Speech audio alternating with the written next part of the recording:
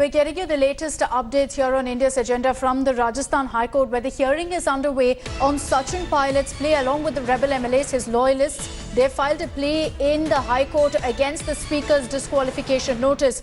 The hearing is currently underway, and I quickly want to take this across to Dev Ankur. He's joining us live from outside the Rajasthan High Court in Jaipur. Dev, it's over to you for all the latest updates that you're picking up. Well, sure, Akshita, the major, developments have been that Abhishek Manu Singhvi is currently arguing inside the Rajasthan High Court before the double bench. And Abhishek Manu Singhvi is heavily relying on the Kyoto judgment. Singhvi is maintaining that, that it is wrong to hold the notices by the Rajasthan Speaker as constitutionally invalid. He's maintained that the use of 10th schedule is valid in this case, and he has also mentioned that that the application of the 10th schedule is valid, and that the the issuance of notices by the Rajasthan Assembly Speaker is completely valid, and the petition itself is premature given the fact that the Rajasthan Assembly is yet to adjudicate in this entire matter. The Speaker should have decided in this matter, and thereafter, if it was an unfavorable decision as far as the pilot group was concerned, then it could have approached the Rajasthan High Court. But doing so even before the Assembly's Speaker's decision in the matter is premature, and the entire petition should be quashed. It should be returned, and the pilot group should be asked to wait till the time the Rajasthan Assembly Speaker comes out with its judgment in the matter.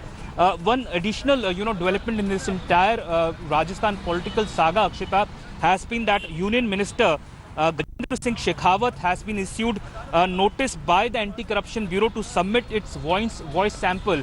Remember, in this entire controversy, there are several key, accused, including the Union Minister Gajendra Singh Shekhawat, and apart from that, Vishwendra Singh, who is the former Minister of Rajasthan, and also Bhavar Lal Sharma, who is the Congress MLA, and they have been asked to submit their voice tests, but so far that has not happened.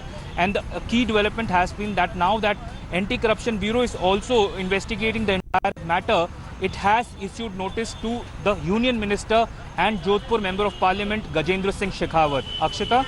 Okay, so you're giving us some important updates from the court there, Dave, telling us that Abhishek Manu Singhvi, who's representing the who is the Speaker's counsel, he is relying upon the Kyoto judgment where the 10th schedule was held to be constitutionally valid. Remember, this particular Kyoto judgment was something that was also cited in the Karnataka political crisis, and it's been cited time and again in defense of the Speaker to justify his action. So here too Singhvi is doing that, because essentially in this judgment the court had upheld the discretion of the Speaker to use his powers. So using this particular judgment, Singhvi arguing in court that the Speaker's actions are very much valid. A lot of political ramifications of this particular hearing, and I want to discuss that with Moshmi Singh. She's getting us all the live updates from the Fairmont Resort, which is where the Gehlot camp MLAs are currently.